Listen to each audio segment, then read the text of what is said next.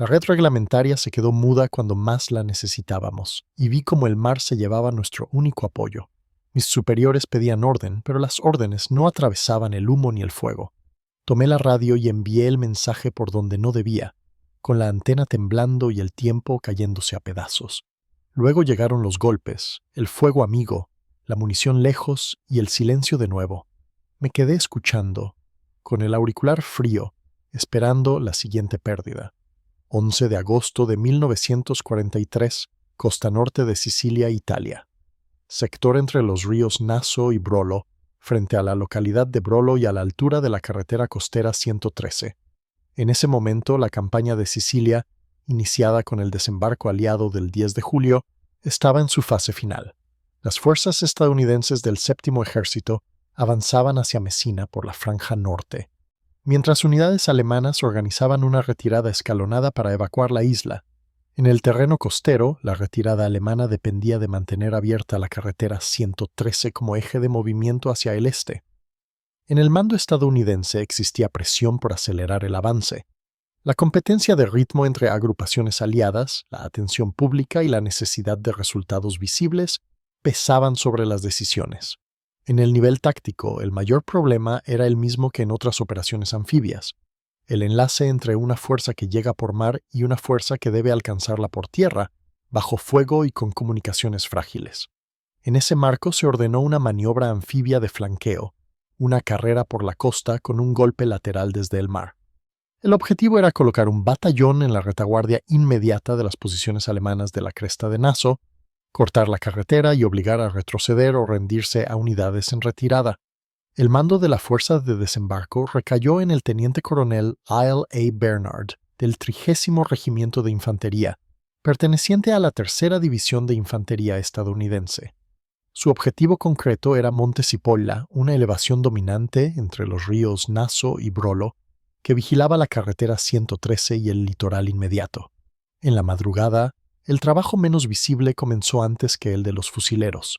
Antes de que se disparara un tiro, había que establecer redes, claves, rutinas de llamada y procedimientos de enlace entre unidades dispersas. En operaciones de ese tipo, una parte esencial era el personal de radio, encargado de sostener el hilo de comunicación cuando el terreno, el fuego y el ruido lo cortaban. Junto al oficial al mando, un radiotelegrafista trabajaba en el puesto de mando de Bernard. No se trataba de una figura famosa ni de un nombre repetido en crónicas populares. Su función era estricta y constante: mantener el contacto con escalones superiores, transmitir solicitudes de apoyo y registrar mensajes con precisión en medio de cambios rápidos. La operación se preparó con urgencia. El 10 de agosto, tras discusiones sobre la oportunidad del plan y el riesgo de quedar aislados, la orden final fue ejecutar el desembarco sin aplazarlo. El enlace por tierra no estaba listo. La 3ª División aún no estaba cerca del objetivo, y el relieve ralentizaba la progresión. Al anochecer del 10 de agosto, las tropas embarcaron cerca de Caronia. La fuerza naval incluía un LST, 2 LCI y 6 LCT, con escolta y apoyo de fuego del crucero ligero USS Philadelphia y varios destructores. A la 1 de la mañana del 11 de agosto, el grupo se situó a unos 3.000 metros de la playa prevista. La aproximación final se hizo con lanchas y vehículos anfibios. A las 2:43, la primera oleada tocó tierra con retraso y sin oposición directa. La infantería atravesó alambradas, cruzó un terraplén ferroviario y tomó posiciones iniciales con rapidez, capturando pequeños grupos enemigos sin combate significativo. La rutina de un radiotelegrafista en ese punto era repetitiva y tensa: confirmar recepciones, repetir coordenadas, mantener la escucha incluso cuando el entorno invita a concentrarse solo en lo que se ve. En una colina como Monte Cipolla, cada movimiento de antena y cada cambio de ubicación del puesto de mando importaban tanto como una orden de despliegue. Pronto surgieron problemas que no eran de valentía, sino de fricción operativa. La playa no ofrecía caminos limpios de salida. Un terraplén ferroviario de altura considerable bloqueó el paso de los carros ligeros y dificultó la colocación del apoyo de artillería. Los desvíos improvisados por los lechos secos de los ríos ralentizaron el ritmo y fragmentaron el avance. Mientras los estadounidenses se asentaban, el dispositivo alemán reaccionó.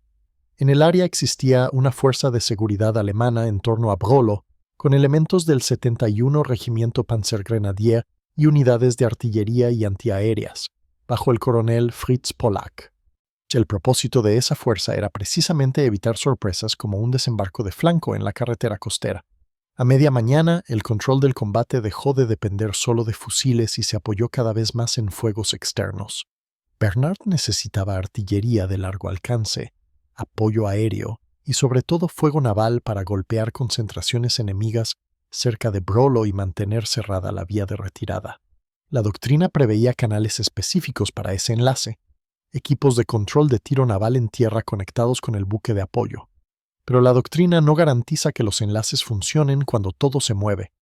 En la operación de Brolo, el apoyo naval se vio condicionado por un factor recurrente: la comunicación efectiva entre la cabeza de playa y el crucero. En un momento temprano, el USS Philadelphia abrió fuego sobre objetivos preestablecidos y luego ajustó tiros bajo dirección desde tierra.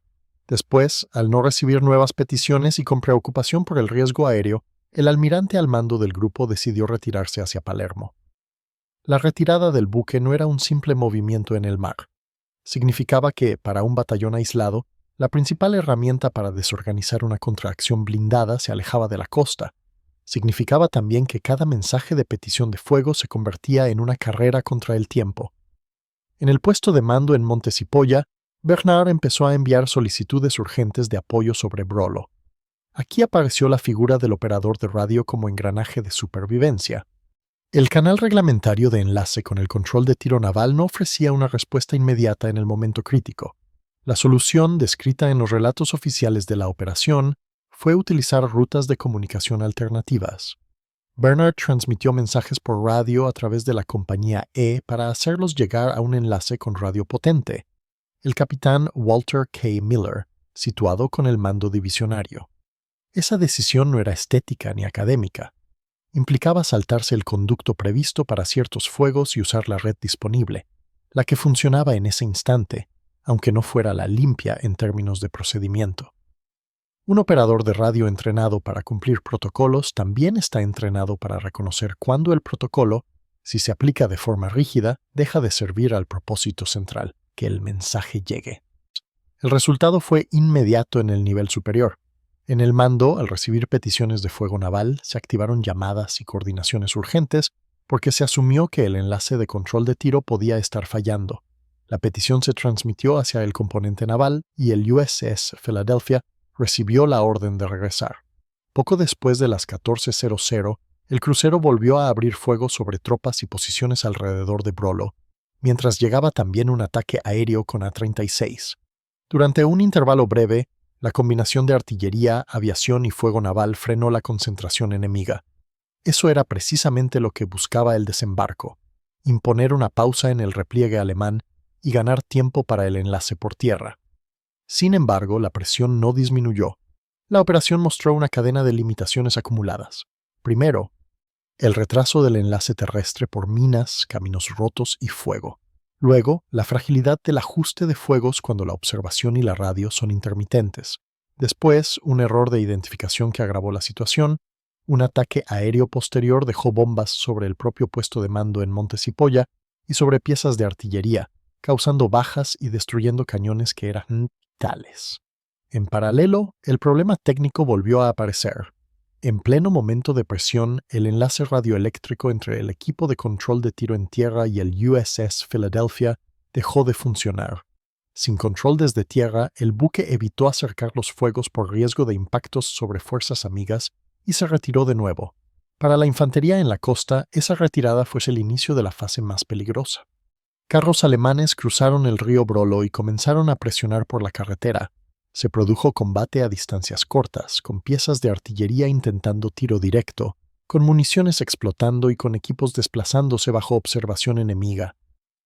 La cabeza de playa se redujo a un espacio estrecho donde cada traslado de sección podía ser visto desde posiciones elevadas. En un punto así, el operador de radio no influye por heroísmo visible, sino por continuidad. Bajo fuego, la antena se cae, el cable se corta, el generador falla, el puesto de mando cambia de lugar.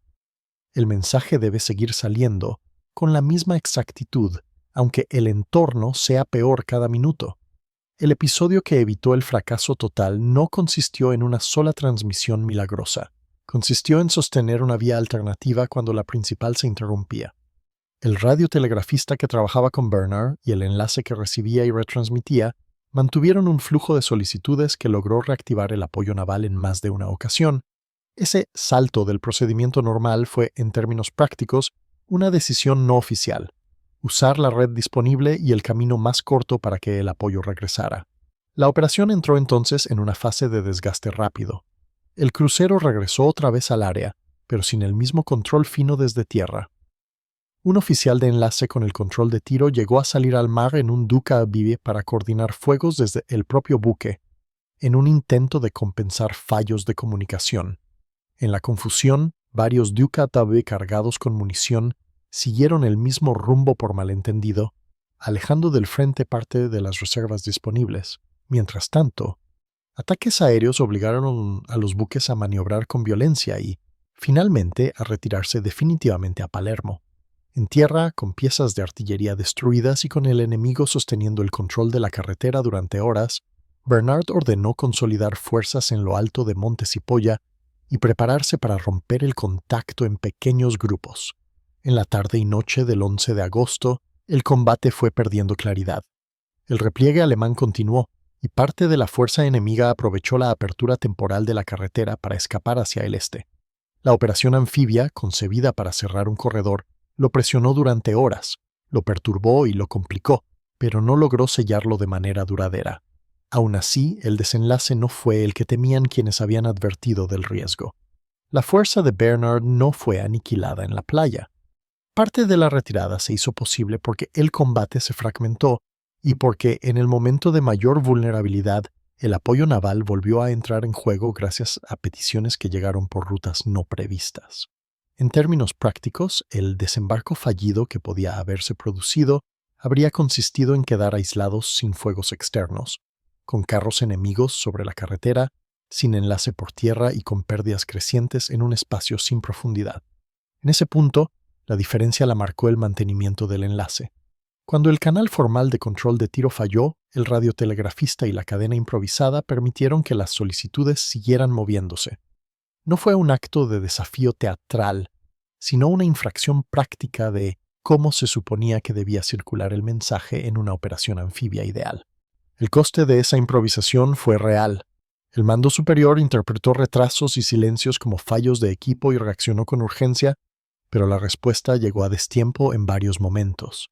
La aviación amiga bombardeó posiciones propias, un recordatorio de lo difícil que era coordinar señales, mapas y referencias en terreno similar, y bajo humo.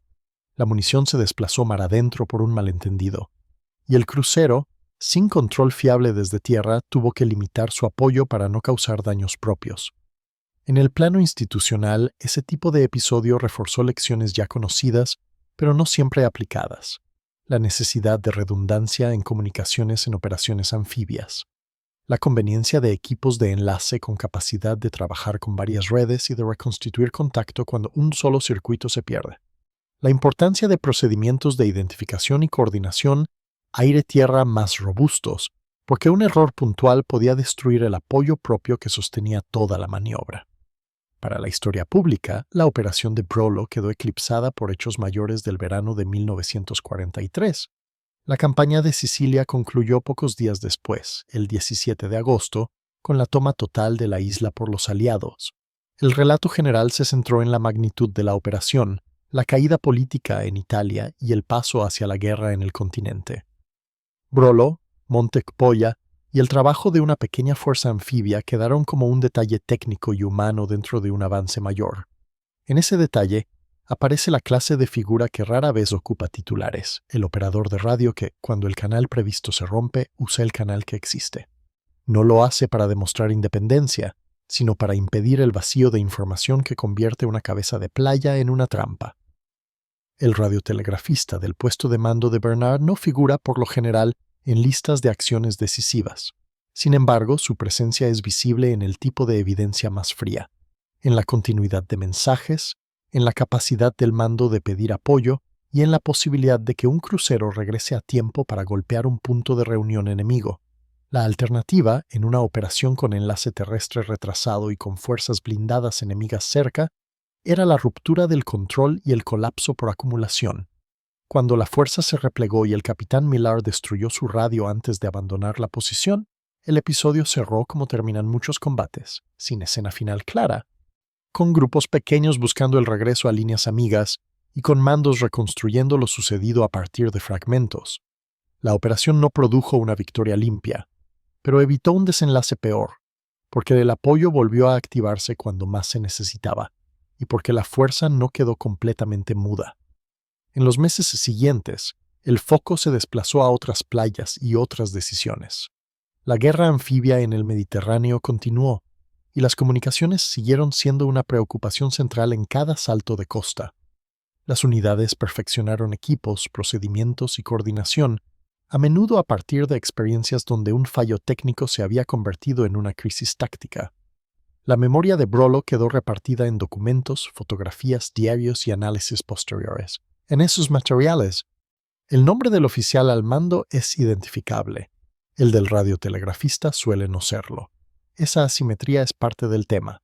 Los ejércitos modernos se sostienen con decisiones visibles y con tareas invisibles. Un operador de radio no decide el plan, no elige la playa, no ordena el fuego naval, pero, cuando el método reglamentario falla, puede decidir si el mensaje existe o no existe. En Brolo, el mensaje existió porque alguien aceptó que, durante minutos críticos, la prioridad era la llegada, no la forma. El legado fue discreto. No hubo un relato único que convirtiera aquella madrugada en símbolo. Quedó como un ejemplo de los límites de la planificación bajo presión, de la fragilidad de las redes técnicas en combate real, y de cómo una desviación práctica del protocolo puede sostener una operación lo suficiente como para evitar su derrumbe.